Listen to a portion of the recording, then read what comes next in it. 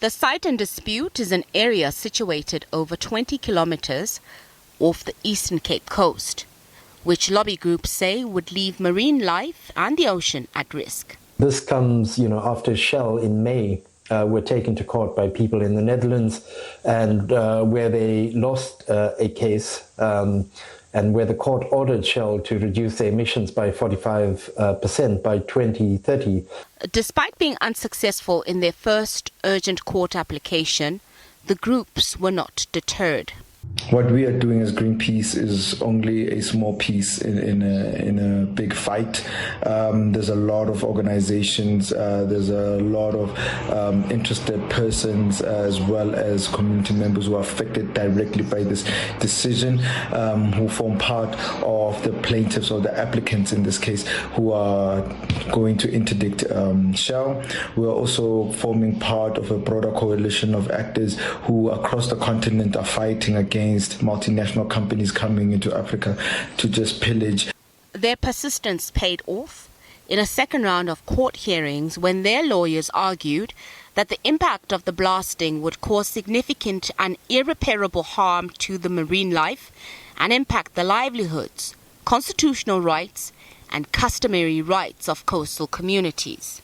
This application is about the protection of the constitutional rights of the applicants against Shell, which we contend is disregarding the Constitution by blasting without proper consultation and blasting without compliance with NEMA. Presiding Judge Gerald Bloom was inclined to agree, ordering Shell to immediately stop its seismic activity and for proper public consultation with all affected communities to be conducted. Shell, who had already begun conducting their seismic activity for at least 3 weeks, emphatically denied that their seismic testing had been detrimental to the environment. They say their plan of using high decibel air guns to map potential oil and natural gas deposits had been fully thought through and researched. We suspended the survey as at 11 o'clock this morning, immediately when we were notified of the ruling. At this stage, we are engaging with all our internal stakeholders in terms of mapping out our way forward. It is a real disappointment for us, but we will then make a review and then make a decision thereafter. A costly decision that will see the oil giant lose millions of rands.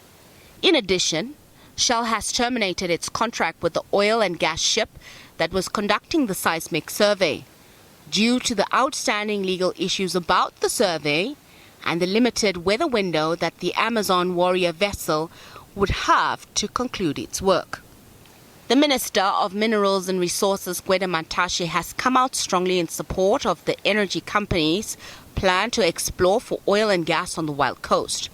Mantashe rubbished the community's concerns and appealed to those who were opposed to it to change their minds and allow the project to go ahead. We therefore appeal to all objectors to acknowledge this and allow South Africa to exploit its natural resources for the benefit of its citizens. Investors in South African upstream petroleum space are assured of our commitment to work with them within the confines of the law to ensure that exploitation of these resources is done in an environmentally friendly manner and benefit of all South Africans. The Department of Minerals and Energy maintains that they had adhered to all the compliance and regulatory prescripts.